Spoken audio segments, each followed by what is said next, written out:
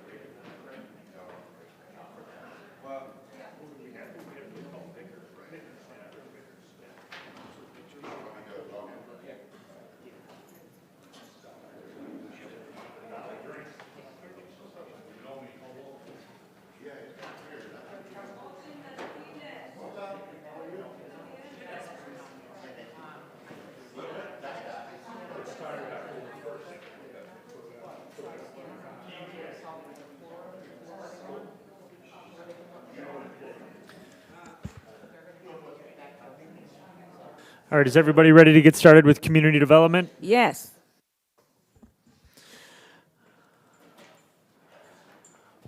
All right, the time is now 5:01 on October 7th, 2024, and the Community Development Committee meeting is called to order. May I please have a roll call?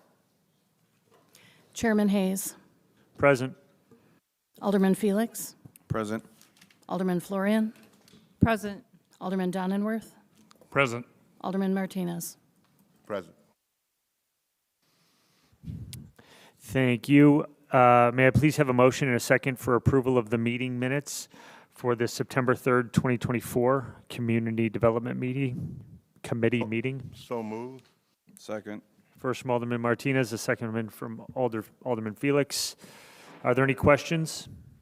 All in favor? Aye. Any opposed? Motion carries.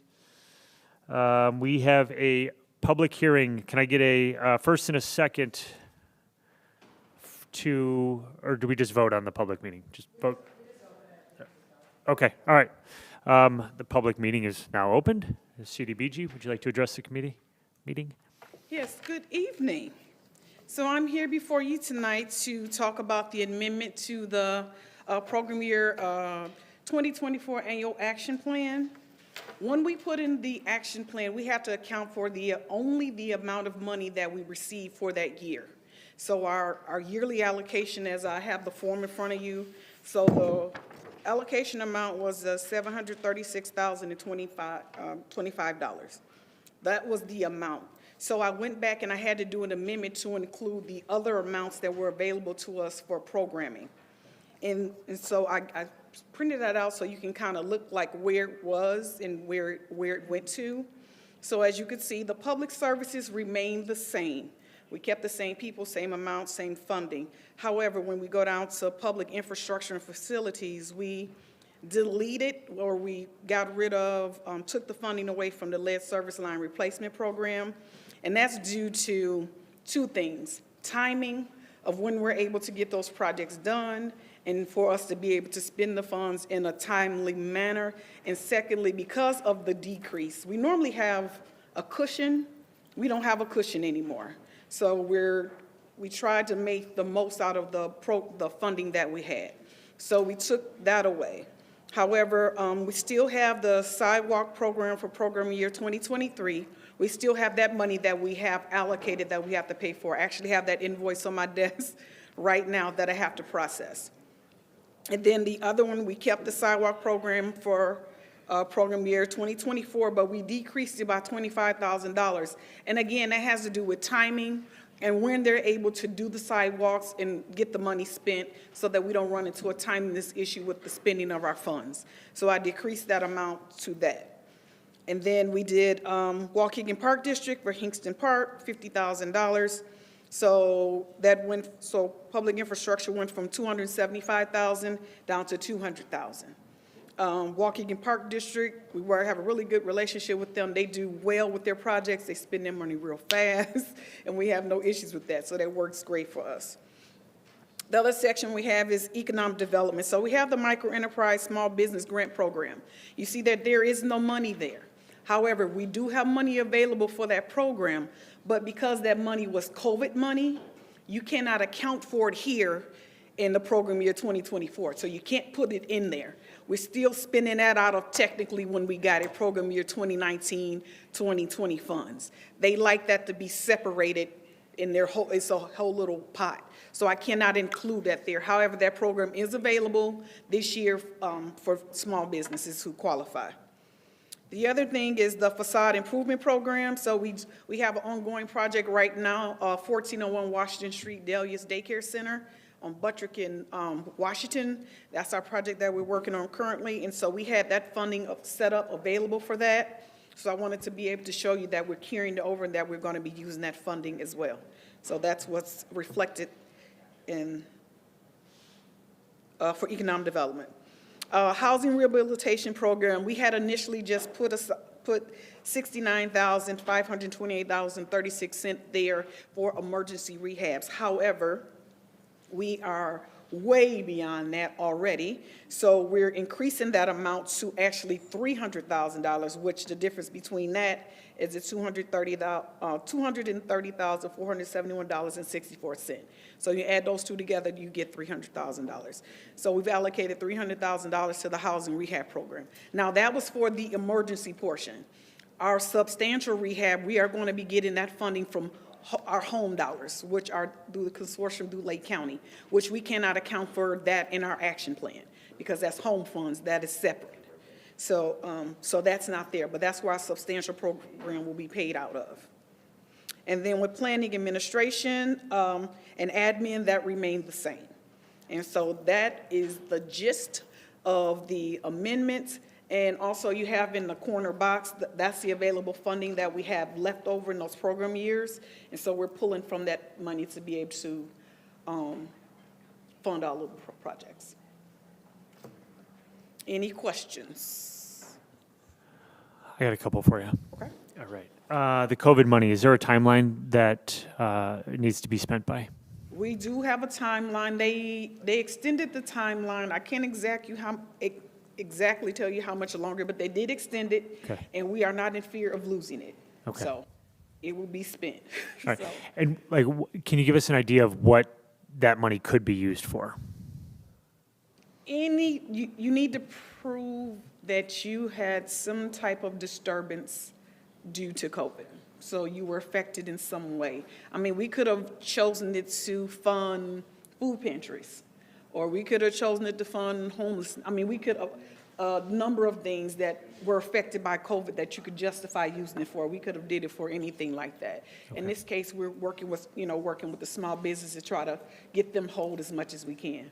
Okay. Could it go to like rental assistance for people? We don't do rental assistance programs, okay. But if we had that, yes, you could. Okay, so it's predominantly for a small business that needs to prove that it was somehow negatively impacted by COVID. Yes. And the money's still there. Mm-hmm. Okay. Can I keep going? Yes. Okay. Mm-hmm. The facade program, mm-hmm. I see the reallocation. Is the whole $209,000 going to 1401 Washington Street? Yes. Wow. Yes. Okay. Is there additional money available if somebody wanted to do a facade program, or it's all gone? So I'm pointing everybody to Noel's program if they need help. We just did that one project. We would have done it like Noel did, but the first project was going to be, okay, we're going to fund the whole project. Ooh, look how pretty we did. You guys want to be a part? Come and be a part. So that was kind of like the idea behind paying for that total facade improvement. Okay. All right. Oh, and if I remember correctly, you struggled to get applicants. Like the money was available and yes. People weren't applying, which blows my mind. Mm-hmm. Okay, last question for you. The available funding from the years 2020, 2021, and 2023, how does that money, how does that get allocated?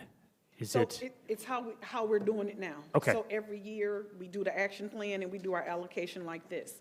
So when you're spending, if you have some time, I know you work, but if you ever have time, I would like to show you how money is drawn down in IDIS and how it's presented.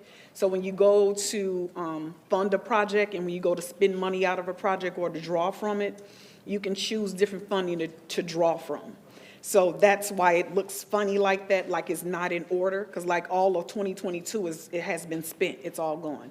But it would make more sense for me to show you. But yeah, it's all based on allocations that we do for our action plan every year.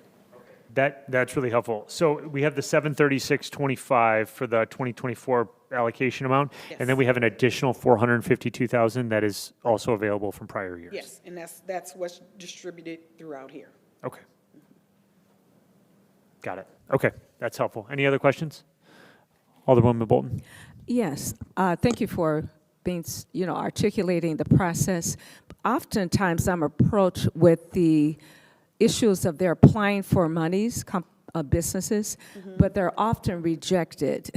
Can you possibly identify some barriers that, without, just in general, Okay, and then so- explain how they can get around that?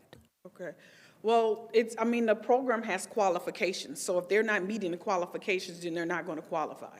Also, like, for example, last year, we were doing startup programs, and we were doing startups and existing programs, so we were doing that last year. However, this year, we're not doing startups.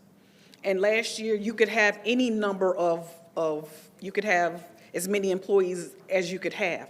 However, with this year, we're just doing micro enterprise.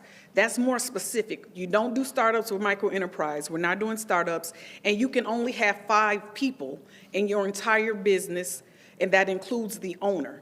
And you qualify within a certain income bracket that you're able to make. Either you yourself, the owner, or your employees have to fall within a low to moderate income status.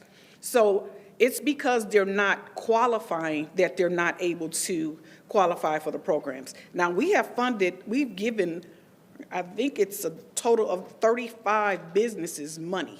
So it's not that small businesses are not getting funded. The ones you're talking to just don't qualify. And I do, and say that, you aren't the one that make the decision, but it's the state or the one that's funding. Well, I Right. am the final decision maker in Right. terms of the process. But, we have the rules and regulations still that we have to abide by what HUD says. So we still have to go by HUD standards.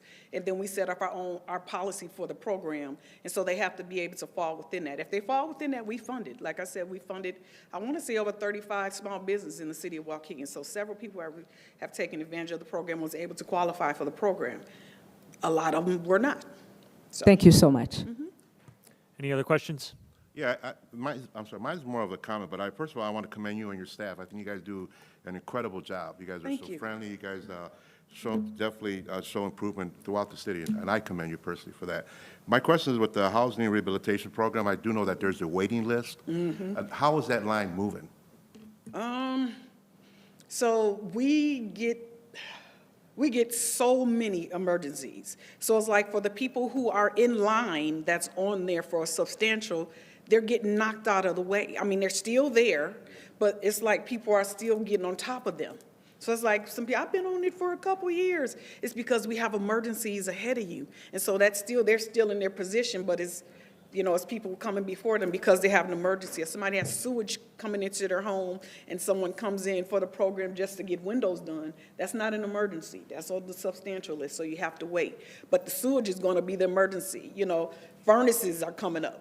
We have that. People are going to be out with furnace. That's an emergency. We have to get the people right away. So that's the unfortunate part about it. If I had a whole bunch of money, then I could, but I don't. So, but we're doing the substantials as like, for example, we have 4 up on the substantial. So, we're getting them out as they come up. But I can promise you tomorrow we might get another. We got an emergency today. Somebody came in, they whole ceiling collapsed in their kitchen as an emergency. So a person who was on the list now, they have to wait longer because we're addressing that. So we have that. And I think we've already, maybe since January, we probably already had like 15 emergencies already. Thank you so much for explaining that. Okay, thank you so much for the presentation. Is that it? You good? All right. We are closing the public hearing for the Community Development Block Grant. Mr. Chairman, you need to call for public comment, please. Oh, for the public comment hearing. on the committee. Excuse me. Thank you. Are there any members of the community that wish to address the committee or the council about the CDBG presentation? Okay. Next step. Would you make 2 more calls, so there are 3 calls, please? Sure. What was it?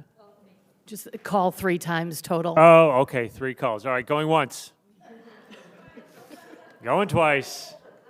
I am fulfilling my obligation here, going 3 times. All right. And I just Can we have close it? Motion to close. And then I just have one more statement. So it'll be before you again next council for approval. And then we'll still have like 2 more days out there for a public hearing because you have to give 30 days for people who make comments and such. So we'll be back on next council for an approval, so, of the amendment. All right. Sorry, I didn't think we had a motion to open it, so I didn't know if we needed a motion to close it. All right, motion to close the public hearing? So moved. Second? All right, all in favor? Aye. Any opposed? We are closed at 5:16. Number 3 on the agenda is audience time. Are there any members of the audience that wish to address the committee about anything that's on the agenda?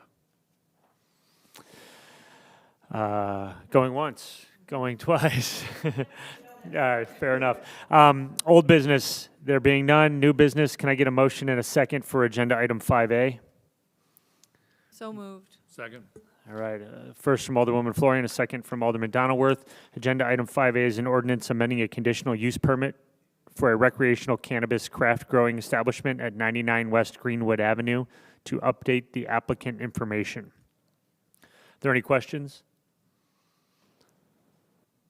Roll call, please.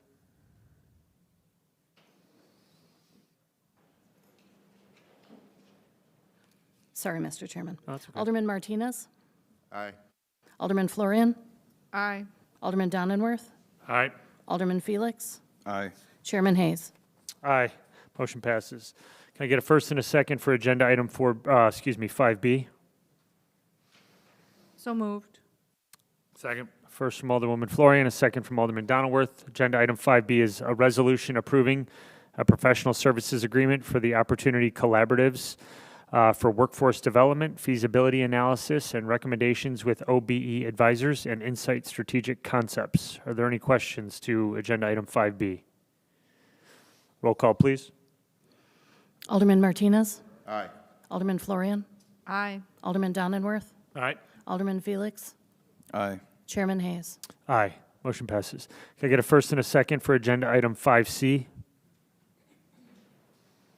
First. First from Alderman Donilworth, Second. second from Alderman Felix. Agenda item 5C is a resolution approving a business development agreement between the City of Waukegan and Classic Automotive, Inc. at 425 North Green Bay Road. Are there any questions to agenda item 5C? Alderwoman Florian? Thank you, Chair.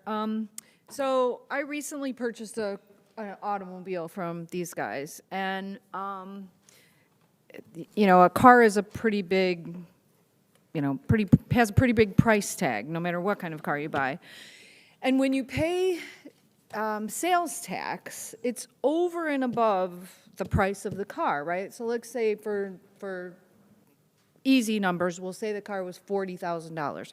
So then the sales tax is based on that $40,000.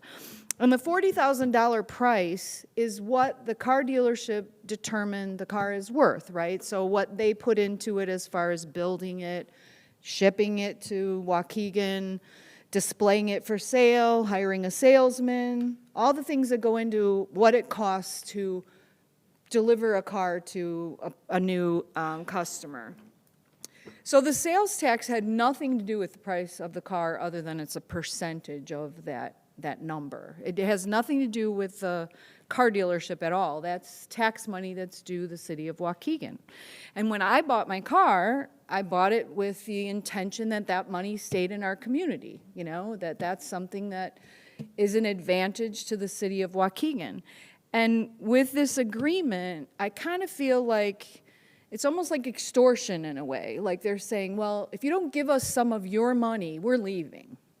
It's almost like they come to us and say, we want your money. We don't want just the money we earned. We want part of the money you're supposed to get. And I just have a problem with that. I've brought this up before. For those of you that are newer on the council, I've had my objections to this in the past. It's not their money, it's our money. And it just feels wrong to me that they're saying, well, if you don't give us some of your money, we're going to leave. Any other questions? Well, just a question from my end. Sure, Alderman Felix. So how do other cities do it? How does Gurnee do it with all the car dealerships that they have? Do they have similar agreements? Gurnee has had many sales tax rebate agreements. In fact, that was how they recruited some of our car dealers that used to be here. So it's not an uncommon practice. Definitely not uncommon. Okay, thank you. No, that's it for me.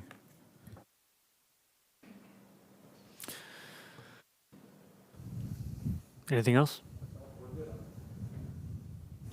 Okay. Roll call, please. Alderman Martinez? Aye. Alderman Florian? No. Alderman Donenworth? Aye. Alderman Felix? Aye. Chairman Hayes? Aye. Motion passes. Agenda item 5D. Can I get a first and a second? First? Second. First was Alderman Martinez. Second was Alderman Donenworth. Thank you, guys. Agenda item 5D is an ordinance creating a Class F1 package beer, wine, and gasoline sales liquor license for Dran Gas Station LLC located at 2400 Grand Avenue. Are there any questions? Yeah, I have a question, actually more of a comment. You know, just real quick before you ask your question, I think the applicant is here. Sir, if you'd like to come up, do me a favor, don't touch the microphone, but if you could state your name for everybody. Yeah. My name is Drew Patel. Okay. Alderman Martinez?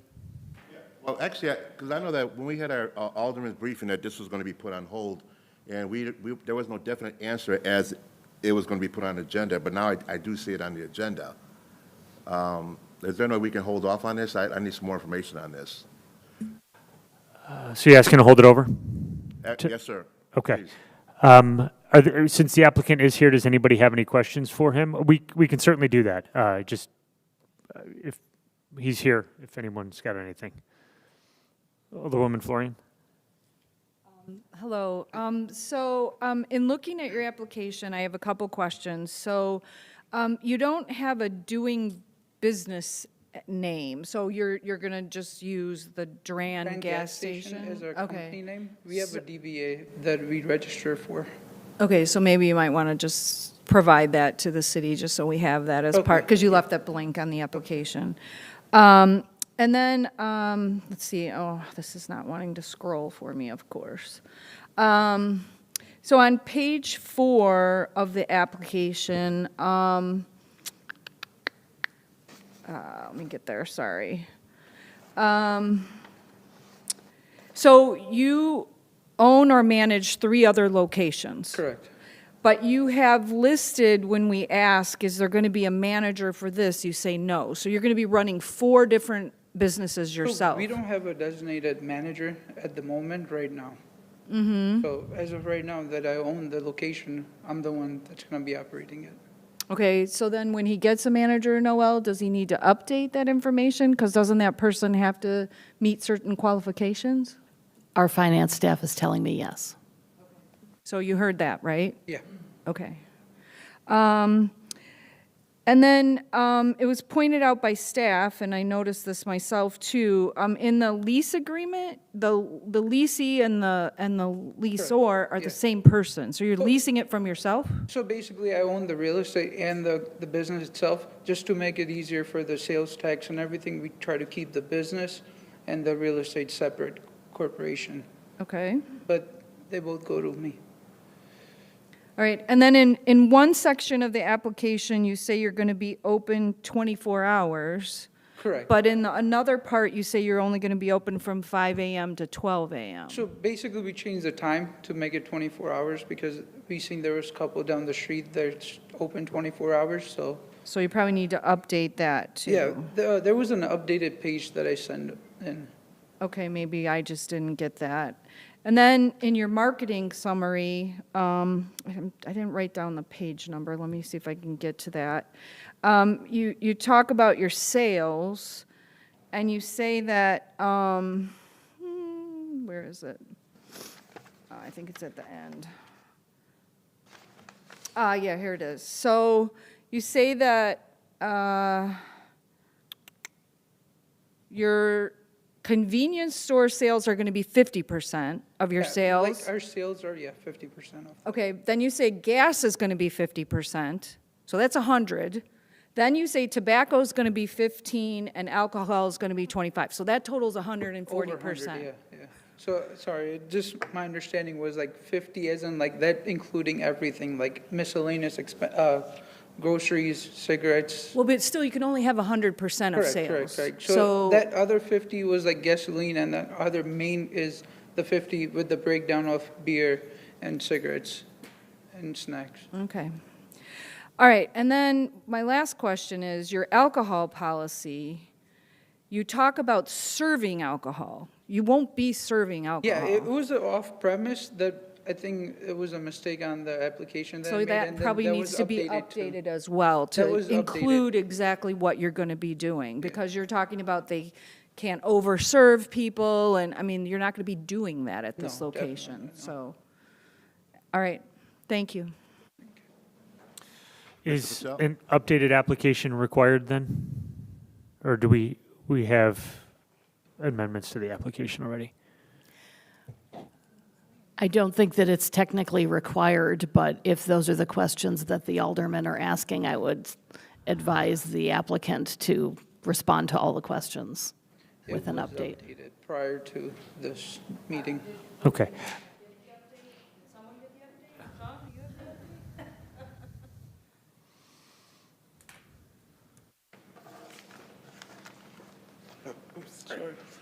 Sean from the Finance Department, good evening.